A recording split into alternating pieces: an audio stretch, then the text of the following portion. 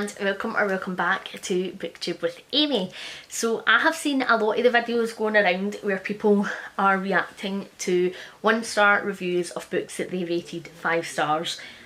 They're all hysterical, they're all brilliant, and I have like binge watched so many. And so I thought it would be cool that if I tried it, because we know I love a rant, but I am going to do a wee twist, and I thought that it would be funny to react to 5-star reviews of books that I fucking hated, because it'll just be prime for rantable me. Before anybody starts, reading of subjective, and obviously everybody's opinion is their opinion and they're entitled to it no matter how wrong they are.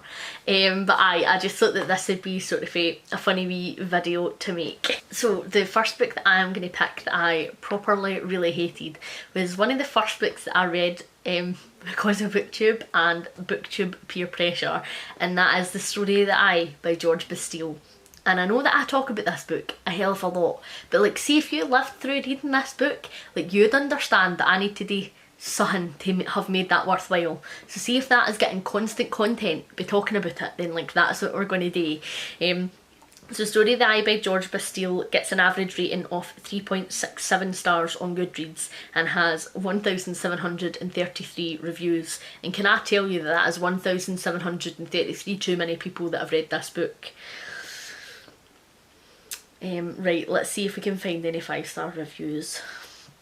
27% of people have rated this 5-star, like, and I'm concerned for those 27% of people, I'll be honest with you. So this person's review here says, The Story of the Eye is a history of sex drive.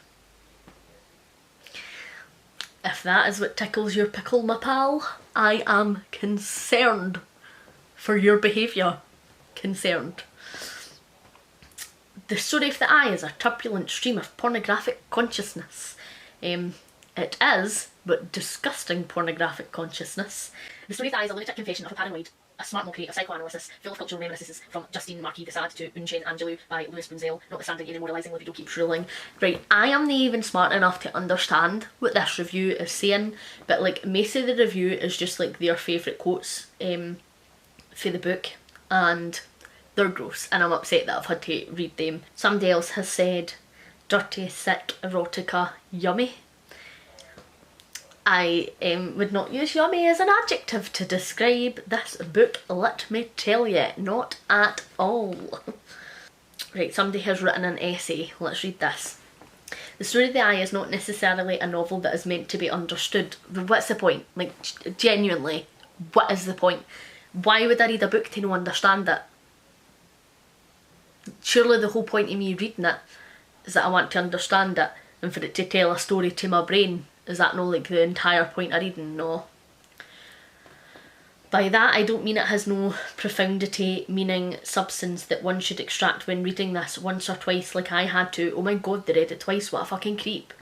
Rather, there is so much about it that is incomprehensible that it is, I think, a part of its profundity. So it's no profound in any way that it is so profound. How does that make any type of sense?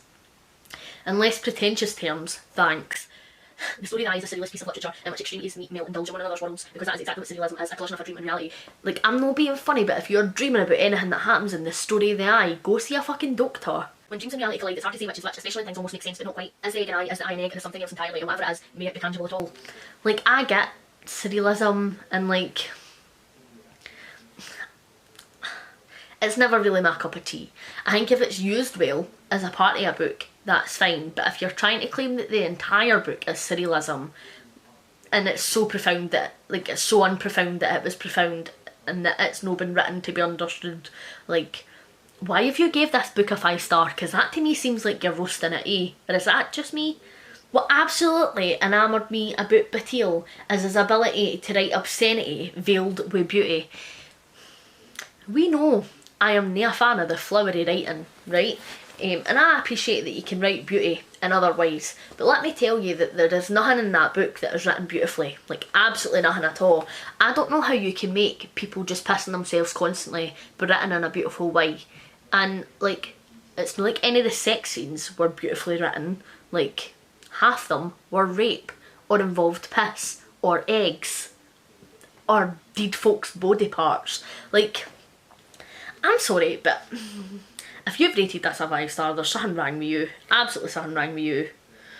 The duality throughout story of the eye is what makes it so striking. Dream and reality, sexuality and death, beauty and debauchery. This novella insists to advise the BBC in the simplest of simplicities of the world, and it even changed the way we see certain things. Aye, it did. It fucking changed the way that I will see boiled eggs forever. Like, my favourite dinner when I am not feeling well was boiled egg and dippy toast. Can I eat that now? No. It's ruined it for me. I'm raging. I'm angry already. Right, that's enough story of the eye. Let's move on to another bookie.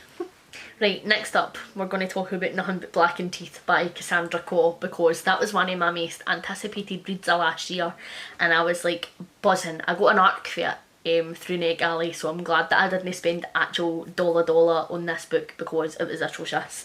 So let's see what people are saying about this. So this gets an average rating of 2.81 stars on Goodreads, and 3,581 people have reviewed this. I'm glad that it's no higher than that for the average rating, because this book was terrible. Only 7% of people have rated this book 5-star.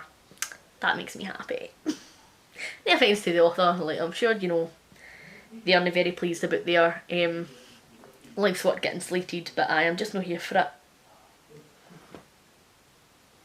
Shut up. You know that this channel is essentially an invisible library stan account at this stage, and Genevieve Cogman, who writes the Invisible Library series, has rated Nothing But Blackened Teeth 5-star. This hurts my heart. I can't believe that. She's not written a review, she's just left it a 5-star. And I feel like I'm just going to pretend like she's hit the wrong button and she maybe meant to get like a 3 or something. That is disappointing. Right, so somebody has says, no gonna lie, I know nothing about Japanese culture, and I didn't even know what a Heian era was in Japanese culture. It's a period that runs from 795 to 1185 before I started this book, and now I know. And I've also learned that Cassandra Cole is a phenomenal writer. We learned vastly different things from this book. I've long said that this novella is a perfect vehicle for a horror story. It's just long enough to introduce the characters and create feelings towards them, or short enough to keep all the tension high, and the scares, well, scary. All of that is the case here, and more. It was no scary, it wasn't scary at all. Like, absolutely wasn't. And like, we see the fact that the house is haunted maybe twice. Other than that, it is like terrible dynamics between these group of pals. And I'm not reading the book for their dynamics and history. I'm reading the book because I want to see a fucking ghost. Nae ghosts, fuck off. The prose is purpley beautiful at times, while other times sharp as a knife. I don't remember at any point in this being like, oh, that writing's lovely. Like, I really didn't. It was mainly dialogue, I know. Like, and it wasn't like these guys were fucking spouting Shakespeare at each other. Ken what I mean? Like, they were swearing and arguing and fighting and bitching. Like, so I didn't ken how that's beautiful, like, but fine. The beauty of the mansion is hidden behind the rotten corruption that have taken over.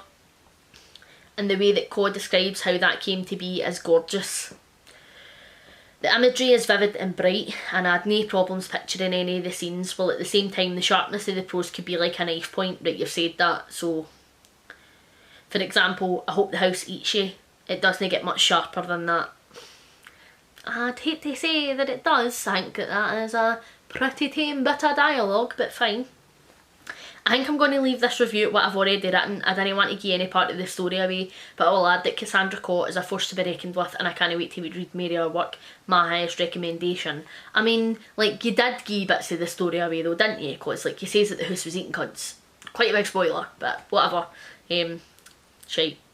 Somebody else says, maybe it's odd to say that this novella was a wonderful treat given its content, but let's be honest here, it was a wonderful treat.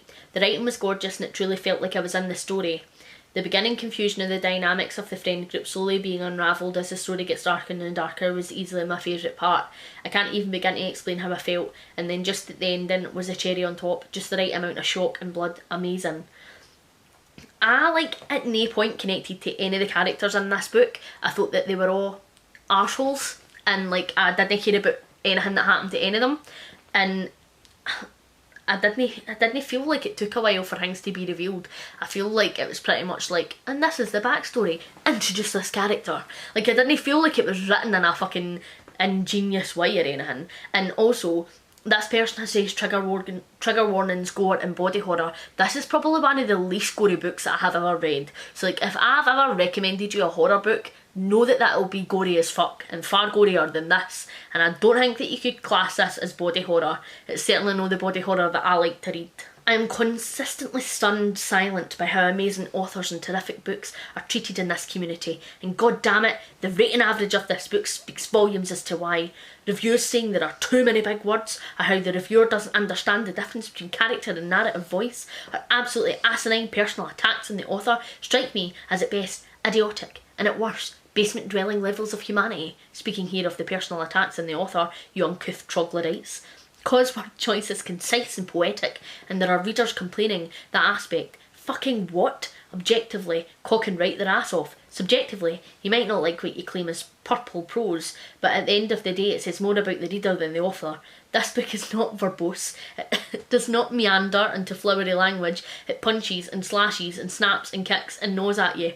If you claim this is bad writing, you best back that shit up with examples, cousin, because you sound like knee-high to a bedbug when it comes to brain cell count. Again, if it just didn't work for you though, that's one thing, but if you think for 1 second this book is poorly written, Jesus butter tits Christ, what the fuck is your reading level? Decent literature, mate. Yeah, motherfuckers, I'm back. This guy obviously thinks like he's the Goodreads god here, announcing his return, you know. Nothing But Blackened Teeth is beautifully brutal and exquisitely written. It's not full of characters you're going to like or root for, but each character has their own unique qualities. No, they fucking dinna. There is literally no differentiation between these characters other than that's the mentally ill one, that's the Japanese one, that's the bitchy bride, like, that's the pushover husband, that's the rich best pal. That is it. There is no character development beyond that in this story at all. She might as well have not even gave them names and just named them that characteristic. I'm telling you the new, there is no development whatsoever. Like, fuck off with that pish. And cause consistent with their behaviour, these kinds of people would most certainly react to these situations the way that they did. Aye, because they're all fucking awful and they didn't actually give a fuck about each other. And like, obviously they're all just going to leave each other to die because they fucking hate each other. Like, I think that that's a fairly easy story to write. You're not going to find cardboard characters. Aye, okay. Forcing narrative with bullshit plot. Bullshit plot because there's no fucking plot. I know a lot of you have grown used to that, but I beg of you, pull your head out your asses. It smells much better out here with the rest of us, I assure you. The ending is nothing short of brilliant, and that's all I have to say about that aspect. In summation, ignore that star rating. It's one of the site's greatest tragedies, on par with the formation of the STGRB and the ability for authors to respond to reviews. If you don't know what I'm talking about, bless your heart, you missed some high neck bullshit. Final judgment, what the fuck is wrong with people? This is quite the review. Quite the review. Let's see if we can find one more on Nothing But Blackened Teeth and then we'll move on. God, what is it with folk writing essays, eh? So this person's written a 5-star review on it, but I feel like they've slated it in their review. And I don't know, they explicitly say that they got it via NetGalley, so I don't know if they think like if they leave a bad review they're not going to get more NetGalley books. So I'll show you that review just now. So I'm not going to read you the first 2 paragraphs because they're basically just summing up the book. So when it gets into their opinions, they say, I have to say, the cat at times is very exhausting. I can see why some of his friends were just like, enough dude. I thought cat was the last, but fine. There's a lot going on here with him and the fractured relationship he has with Fiaz and Lynn. The only American in this book, Philip, is seen as a typical rich guy, but there's something darker there with him as well. Nadia was a mess, but I can get why. You realise when she's so hostile towards Cat and vice versa as you read along. The writing was good and I love the imagery of the house and the friends, common horror and the flow of the words throughout. The mansion sounds a bit like Hill House to me, in a way. When Charlie Jackson wrote how mad the house had become, he started to feel that way about the place as well. The envelope ties things up, but not quite neatly I thought. So like, you didn't like how it was tied up, and you didn't like the characters, but because you related the house to some other book that you actually liked, you rated this a 5-star. Sound logic there. I paused to get more coffee. So the next book is Splintered by A.G. Howard. This is like an Alice in Wonderland-y retelling. It's YA. It's a trilogy, and Simon, they're still on my shelf. Simon put me the box set when he was working in Serbia, and they are lovely additions, but no lovely books. I really didn't like it.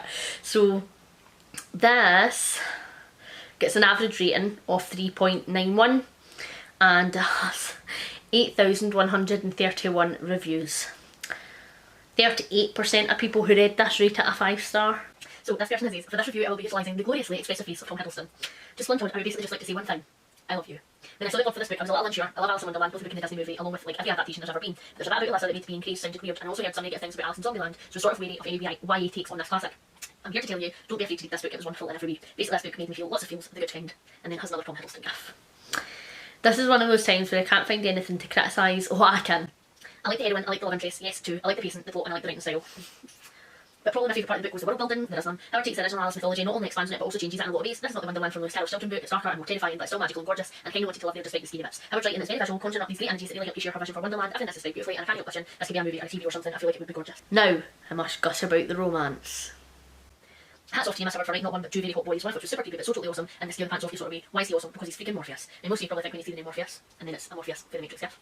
But A.G. Howard's book Morpheus is one very delicious netherling with black wings, a Cockney accent and a fetish for well-made hats. I loved him. He's the sort of bad boy that you love to read about but totally never want to meet in real life. Then there's Jeb, the best friend turned lover type, but who's not really the boy next door. He's got lots of issues, but he's not rude or mean. It was a nice reading about a guy who has angst but wasn't a douche. Yes, he was protective, but I think in the cliche annoying sort of way I find a lot of YA. He was adorable, although I sometimes wish he could have taken more active role in the plot. He often plays sidekick to Alyssa, but hey, this is her story, not his. I really enjoyed reading the scenes he was in.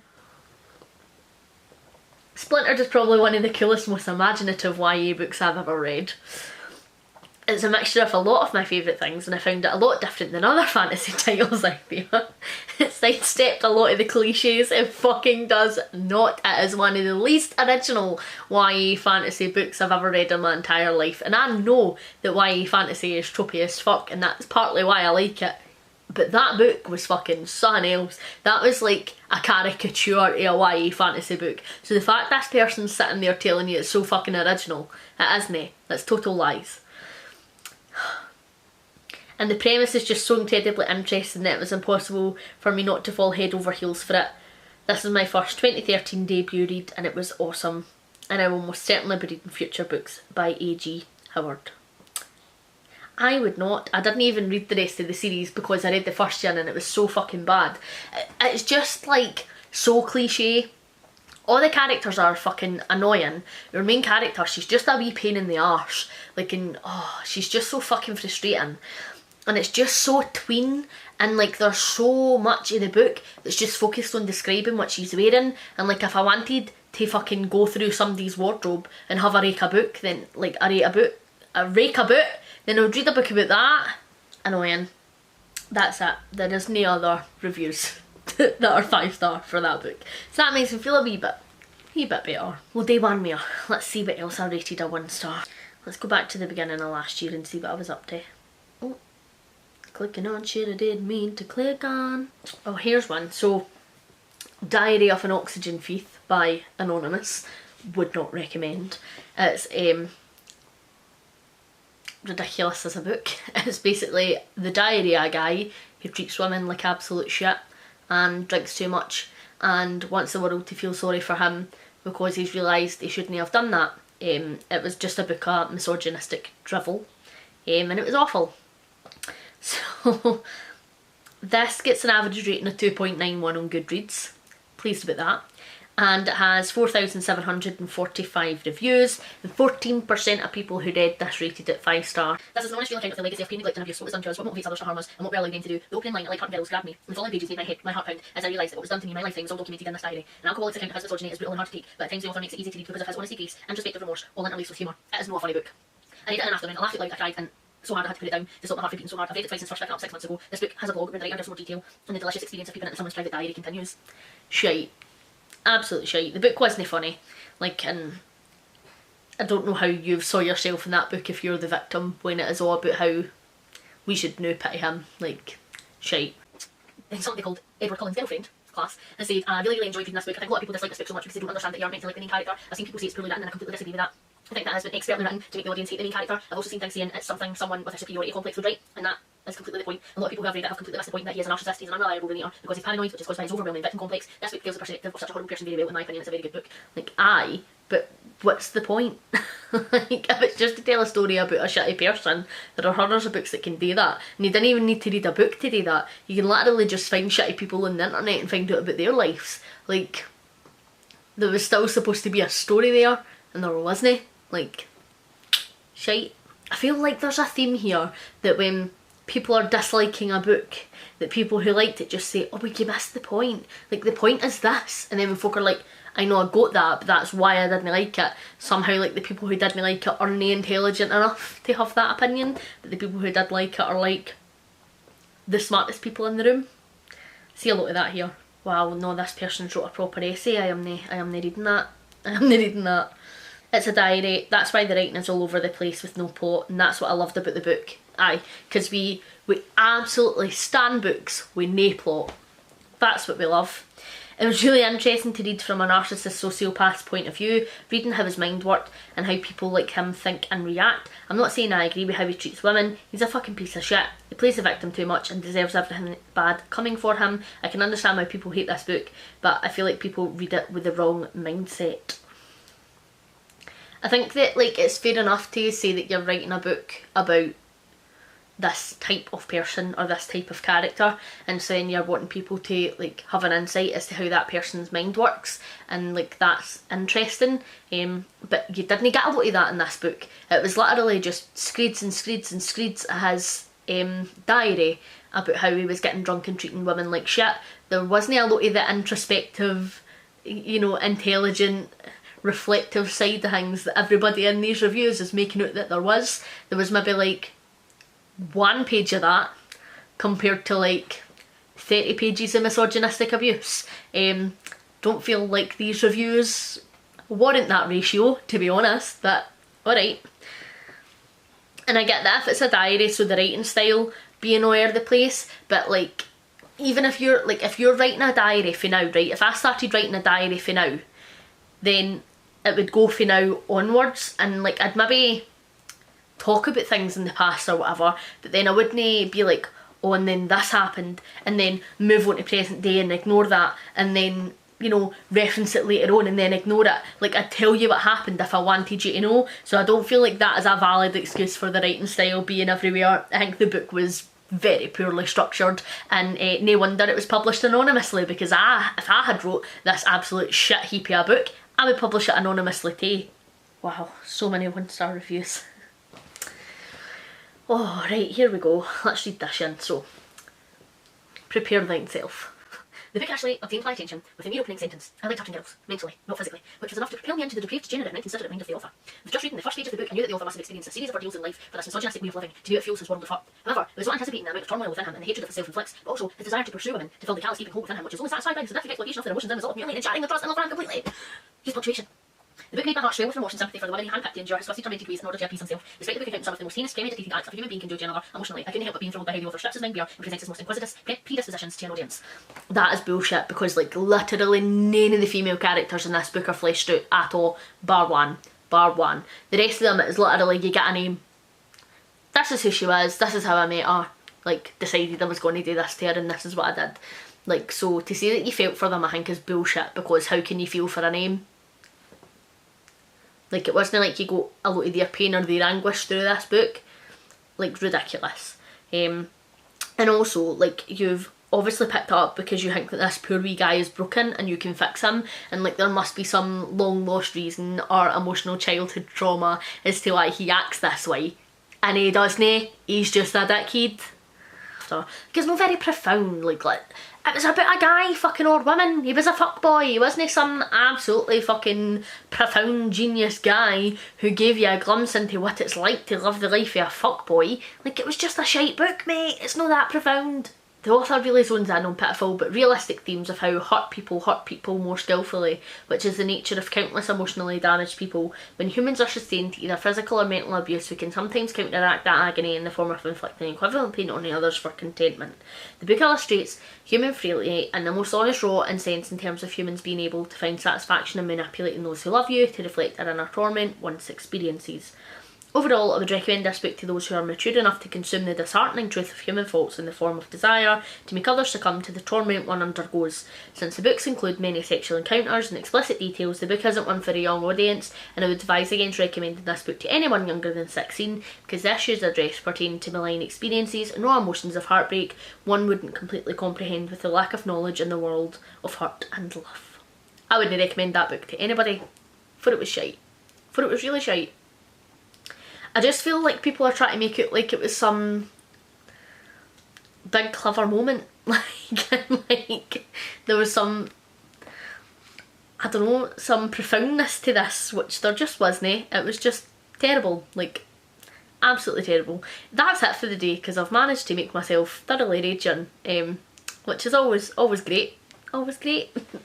Thank you very much for watching. Hopefully you're enjoying everything that you are reading at the moment. Please like and subscribe if you haven't already, and I'll catch you in the next one. Bye!